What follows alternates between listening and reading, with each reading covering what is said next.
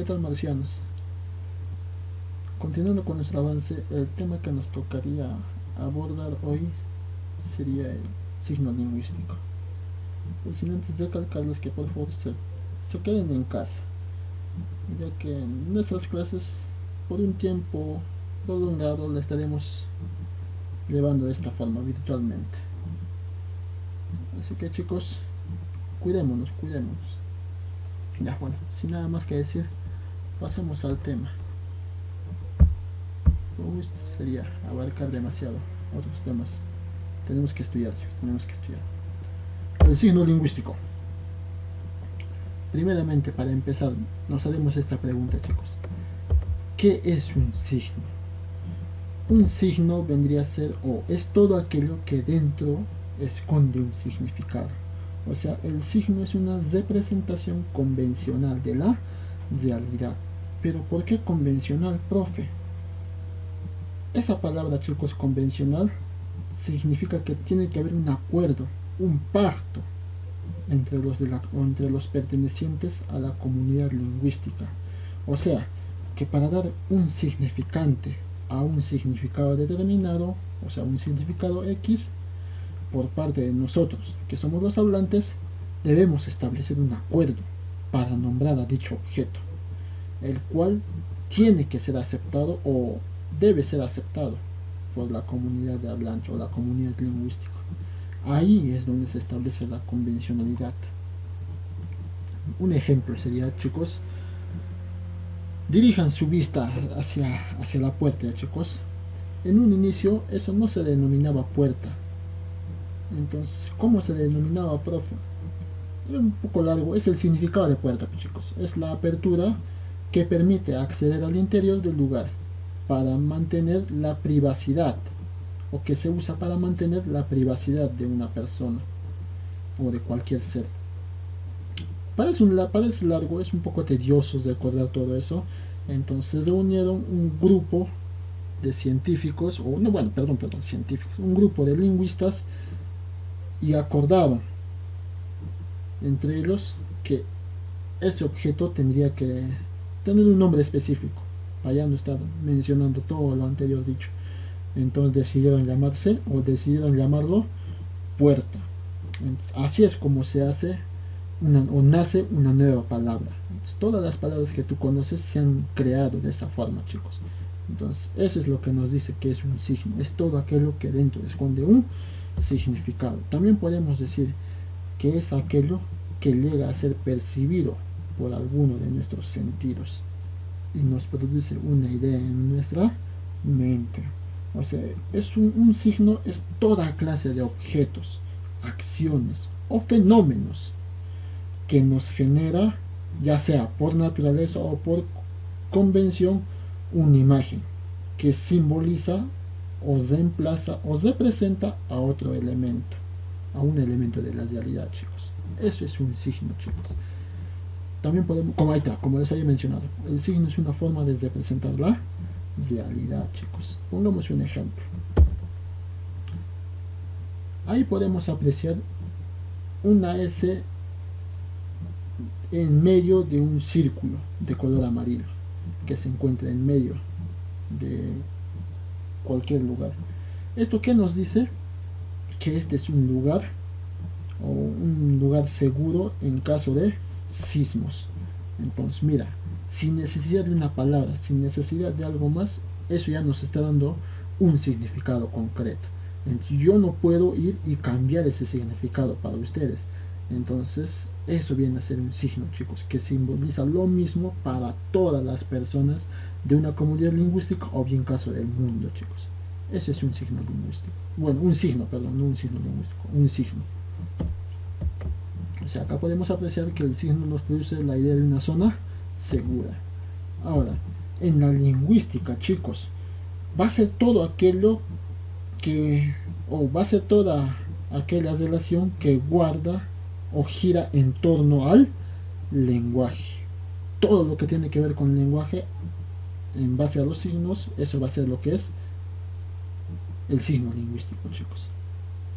Un poco trabado.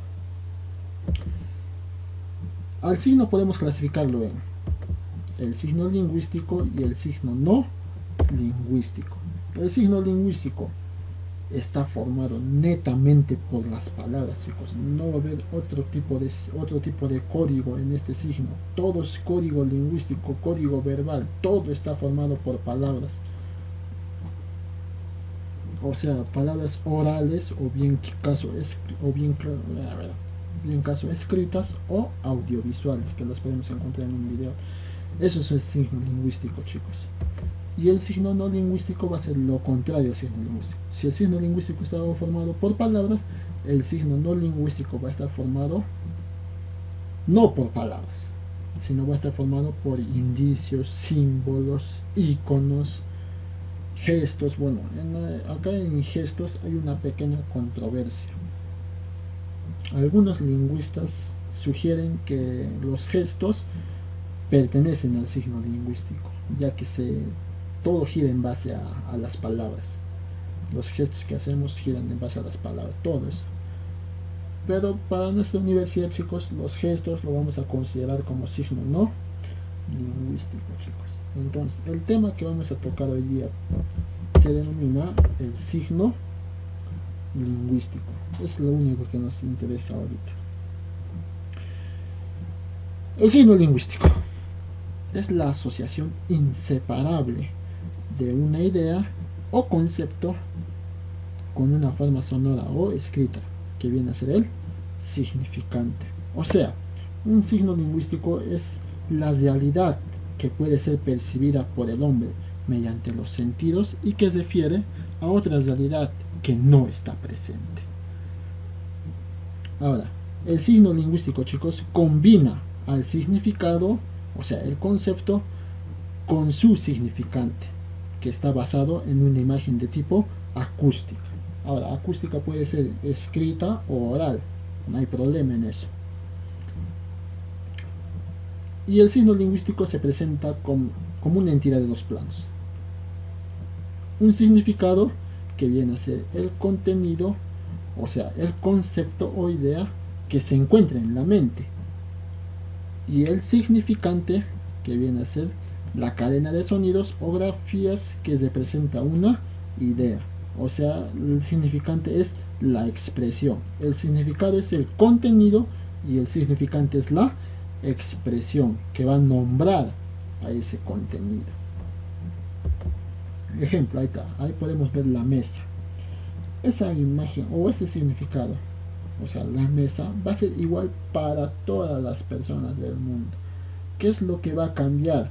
Va a cambiar el significante, ya sea en lengua o ya sea en dialecto o ya sea en escritura. Entonces todo va a cambiar, chicos, pero el significado se va a mantener igual para todos, chicos. Ojito ahí, chicos.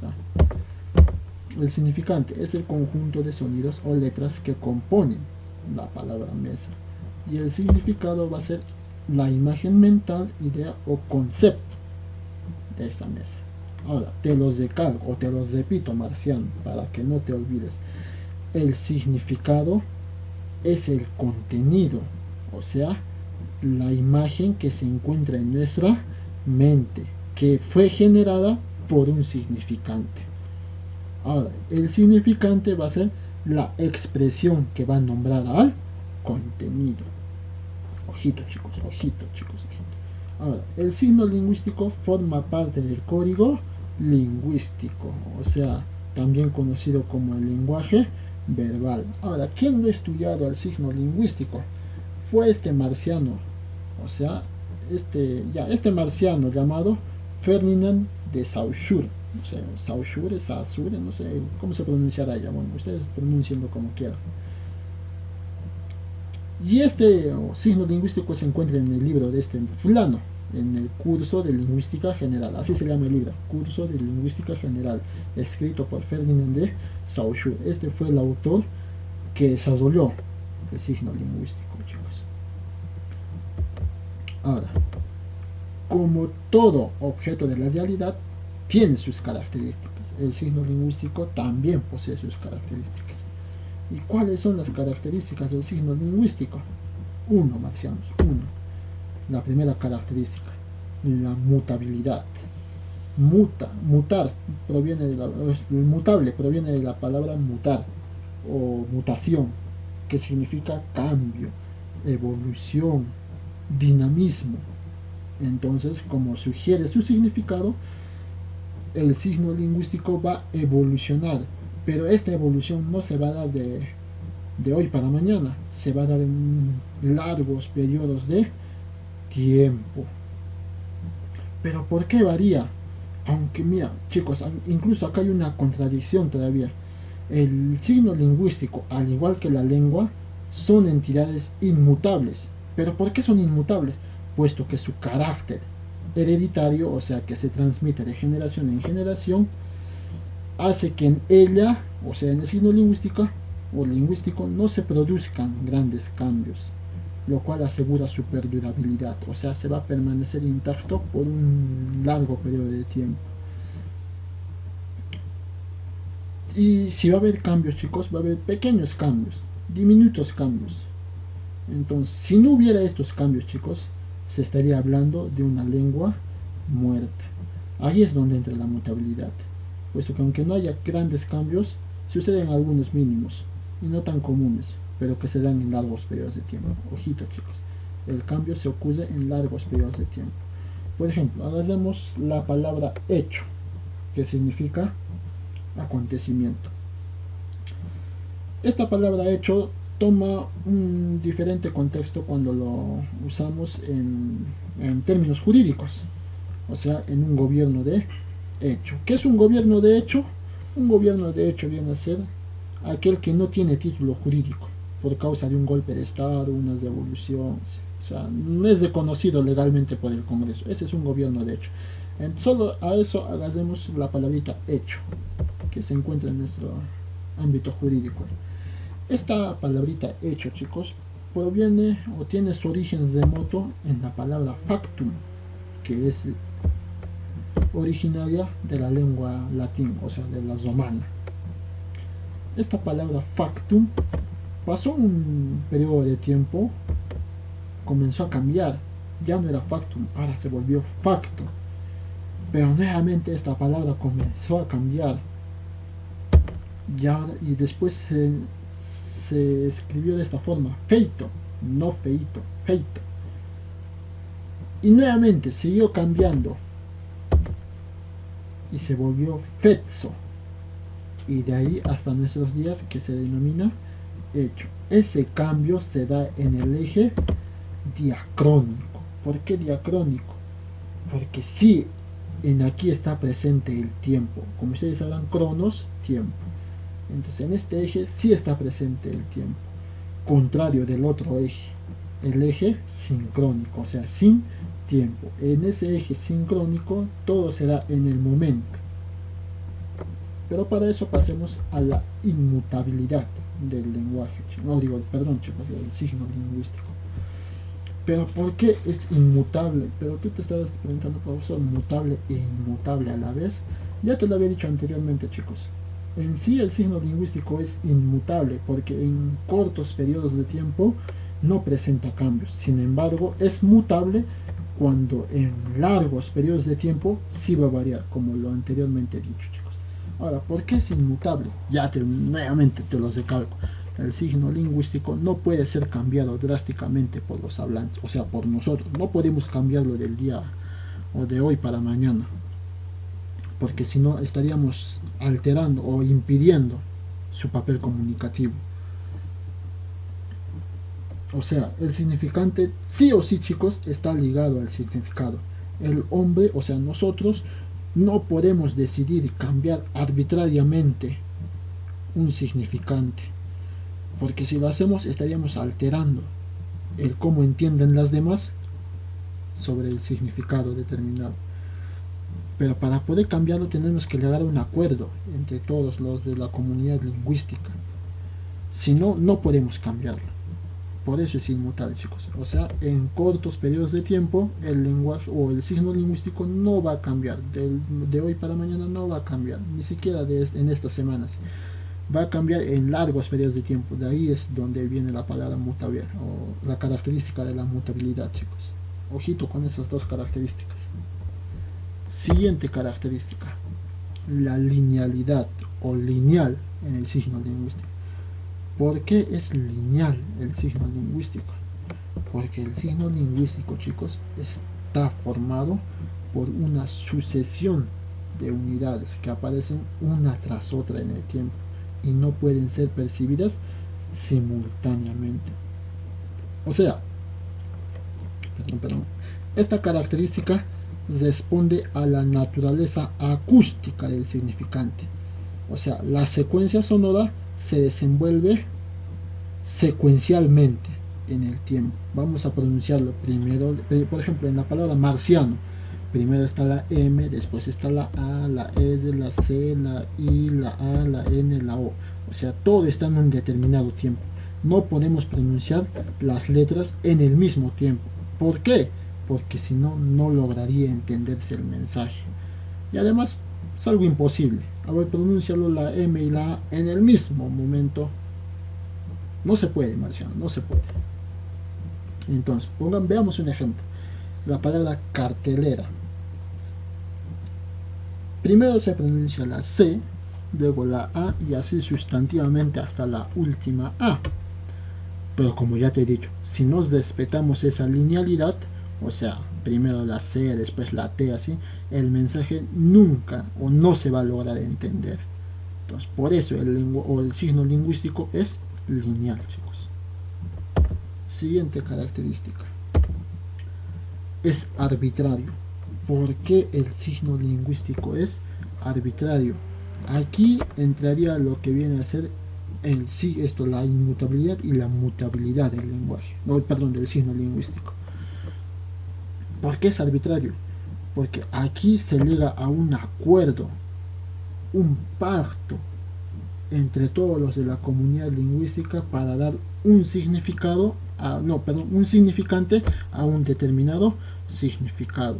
O sea, el significante puede cambiar de región en región. O sea, la lengua, como está cambiando la lengua, entonces el significante también va a cambiar. Cada lengua asocia un significante distinto a un mismo significado. O sea, entre el significado y significante es un acuerdo entre los hablantes. Por ello, cada lengua tiene varios significados, varios significantes.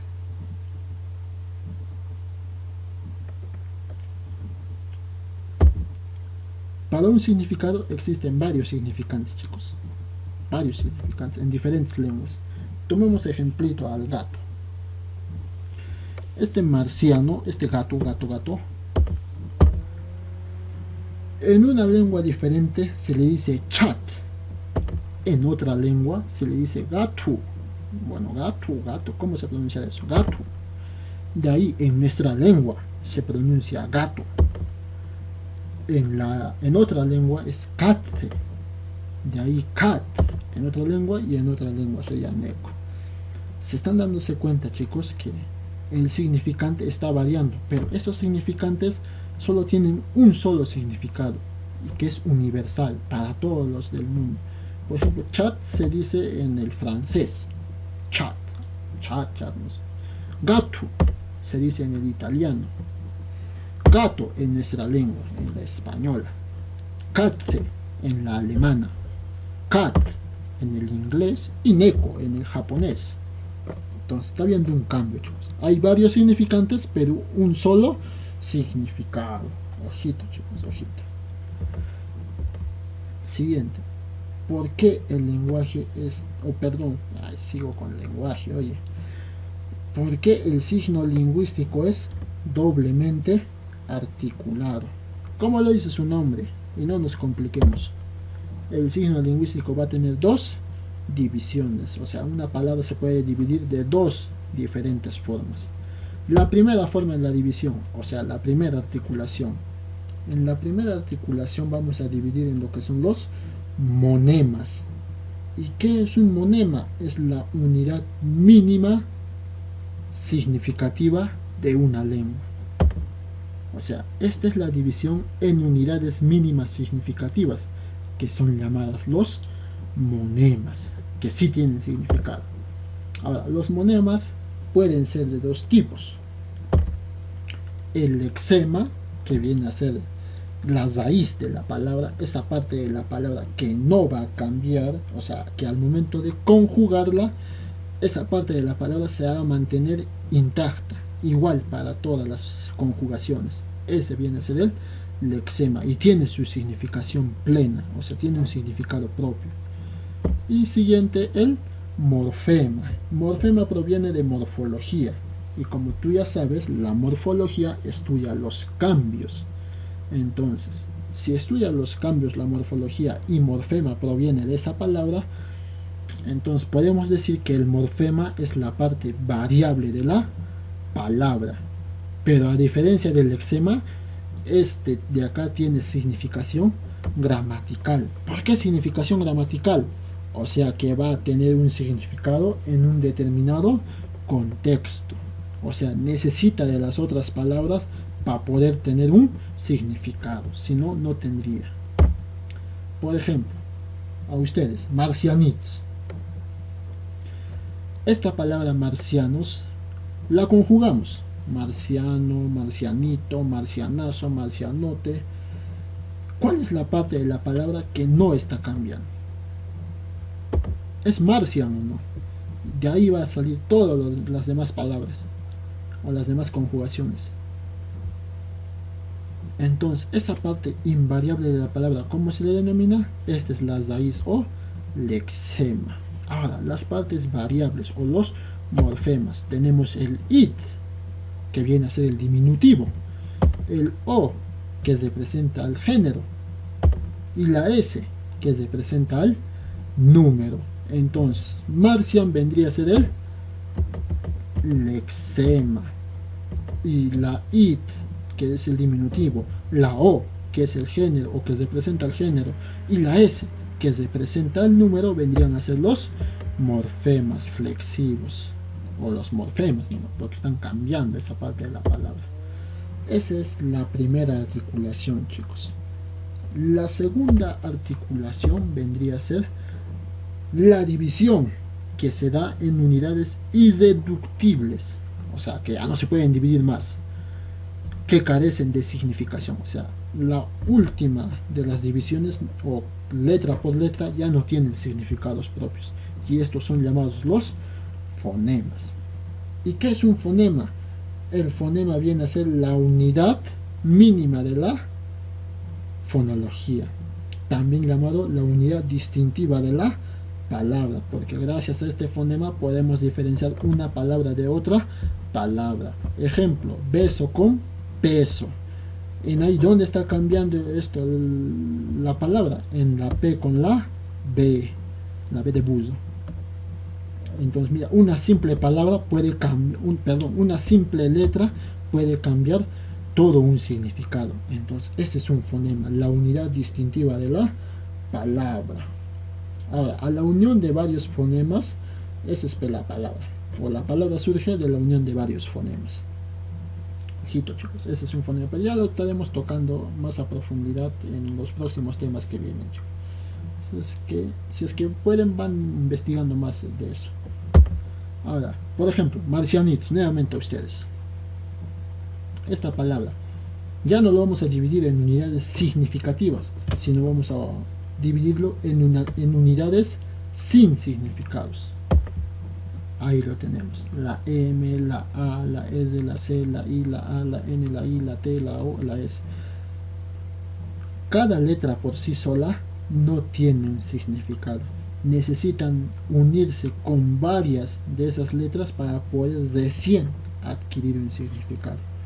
Ahora, recuerda, chicos, que los fonemas son unidades asémicas, o sea que no tienen significado. Ahora, recordando, marciano, la primera articulación viene a ser en unidades significativas, o sea que sí tienen significados. Y la segunda articulación va a ser en unidades que no tienen significados. Bueno, grábate eso en tu cabeza, marciano, grábate eso en tu cabeza. Siguiente característica, la característica de o biplánica, o del biplánico, ya como dice ahí. Biplánico. como ya te has dado cuenta, significa dos y plánico proviene de planos. Entonces, el signo lingüístico tiene dos planos. Nuevamente lo vamos a recalcar. El plano del significado y el plano del significante. ¿Qué cosa era el significado? Nuevamente, Marciano, para que no se te olvide. El significado es la imagen mental, el concepto o idea, también llamado el contenido.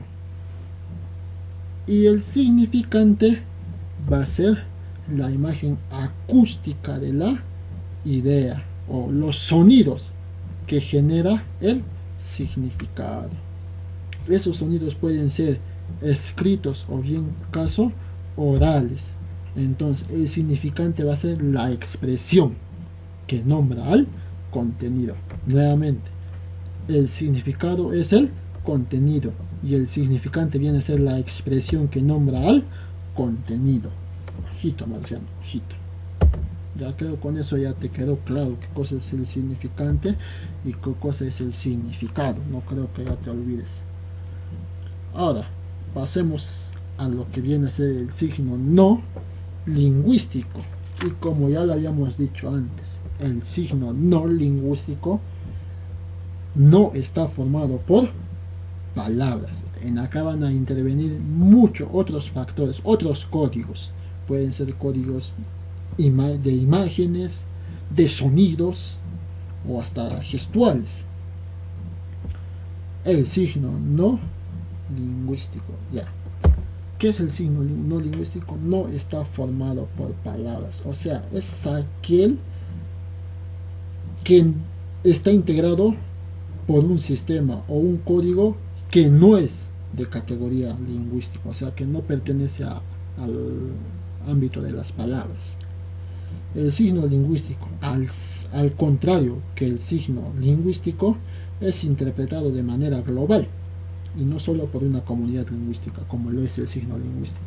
El signo lingüístico va a variar de una región o de un lugar hacia otro lugar, de una lengua a otra lengua. Pero en el signo no lingüístico, un significante es el mismo a nivel global. Y como el signo lingüístico tiene dos planos. ¿Cuáles son los dos planos? Tenemos nuevamente el plano del significante y el plano del significado. Por ejemplo, aquí podemos ver la calaverita, que va a significar lo mismo en cualquier parte del mundo. ¿Qué cosa significa esta calavera? Y nos lo explicó don Ramón Marcianos, así es que no te olvides. ¿Qué cosa significa? Significa peligro. Y eso no va a variar de esta región o en algunas partes del mundo, no, significa lo mismo en cualquier parte del mundo. Entonces la calavera es el significante y el peligro viene a ser el significado. Ese es el signo no lingüístico, marcianos. Ahora, también podemos encontrar signos no lingüísticos de características acústicas, o sea, de sonidos. ¿Dónde los encontramos? En los animales que emiten sonidos, como reclamos, ya puede ser todos esos sonidos que generan. Es un signo no lingüístico, chicos. Y también los humanos generamos esos signos. Por ejemplo, en las interjecciones. Cuando ustedes me veían en clases, decían, oh, pero qué profesor tan musculoso, ¿o no? Entonces ese o viene a ser una interjección del tipo de asombro. También podemos encontrar cuando terminas de beber tu mate, tu agua, o sea, un signo de satisfacción, ya de que te has saciado. Entonces esas interjecciones o, eso vienen a ser signos no lingüísticos. Ojito, chicos, ojito. Ese es un signo. Seguimos. Ahora, las clases de signos no lingüísticos las podemos clasificar y podemos mencionar algunas. Por ejemplo, el ícono. ¿Qué es el ícono, marcianos? El ícono intentas reproducir la realidad, no igual, pero sí semejante. O sea, entre el significado y el significante va a haber una relación de parecido, semejante, analogía, directa, natural. O sea, nos quiere decir que el icono va a tratar de reproducir la realidad, pero no de manera igual, sino de una manera semejante. Por ejemplo, tomemos a mi persona en la antigua Grecia, Leónidas. A este marciano, a mi persona, por mis grandes hazañas, me han querido representar de algunas formas. Una de esas formas tendríamos lo que es una estatua mía. Entonces, esa estatua vendría a ser el significante, y a la que representa esa estatua vendría a ser el significado, en este caso Leónidas. Ojito, chicos, ahí tenemos varios ejemplos de significados, de iconos. Tenemos una foto que no es lo mismo que tú, un croquis que viene a ser la representación de tu barrio, o una estatua, como en el ejemplo que acabamos de ver, que viene a ser la representación de la persona en cuestión. Y un mapa, que viene a ser la representación ya no de tu barrio, sino de tu ciudad o de tu país. Y muchas más. Siguiente forma del lenguaje no lingüístico, tendríamos lo que es el símbolo. Ya es lo que ustedes conocen. ¿Qué cosa es el símbolo? El símbolo es mediante el cual se establecen a través de acuerdos, o sea, nos vamos a reunir para darle un significado a un objeto. Por ejemplo, tenemos la paloma de la paz y algunos de esos. Pero primero, entre el significado y significante va a haber una relación. ¿Y cómo es esa relación? Una relación convencional, una relación arbitraria, una relación de partes y una relación de acuerdo. O sea, tenemos que acordar qué va a significar un objeto de la realidad. Ejemplo, tenemos ahí la balanza. Y como tú ya sabrás por lógica, la balanza, ¿qué cosa representa? La justicia. O mejor dicho, la balanza simboliza la justicia. Entonces la balanza es el significante y lo que significa esa balanza, que vendría a ser la justicia, es el significado. Ojito, chicos, ojito. Tenemos que estar de acuerdo para dar un significado a un determinado objeto de la realidad. Siguiente, y para acabar tendríamos lo que es el indicio. ¿Y qué es el indicio? ¿O qué relación guarda entre el significado y el significante? Va a haber una relación de causa y efecto. Ejemplo, cuando tú estás caminando por la calle, feliz como un niño ratita, y ves que las lunas se tornan, las nubes se tornan de color negro, ¿eso qué cosa significa para ti? Como ya tus padres te lo han transmitido de generación en generación, te habrán dicho que eso significa lluvia. Entonces, nubes negras es indicio de lluvia. Y así muchas más podemos ver, como por ejemplo cuando ves de algún lugar que está saliendo humo. ¿Y eso qué indica? ¿O qué es indicio de qué vendría a ser? Es de que hubo fuego. Y entonces, para el indicio, chicos, tenemos que usar el razonamiento lógico. Tenemos que pensar por qué está ocurriendo ese fenómeno y qué cosa ha significado. Con eso dicho, chicos, llegaríamos al fin de este tema. Háganlo un mapa conceptual. Les estaré enviando en el transcurso del día, les estaré enviando lo que viene a ser todo este material en formato PDF para que puedan leerlo y hacer un mapa conceptual como su tareita. Ya también les estaré enviando el cuestionario y traten de enviarlo lo más pronto posible su tarea. Ya saben que la fecha límite o la hora límite vendría a ser las 6 de la tarde. Antes de eso, por favor, chicos, envíenlo. Y con eso nos vamos. No, pero antes, chicos, la frase del día. Qué triste es encontrar un gusano en una manzana, pero más triste es encontrar la mitad del gusano. Con eso dicho, chicos, nos vemos o nos escucharemos la siguiente clase. Chao.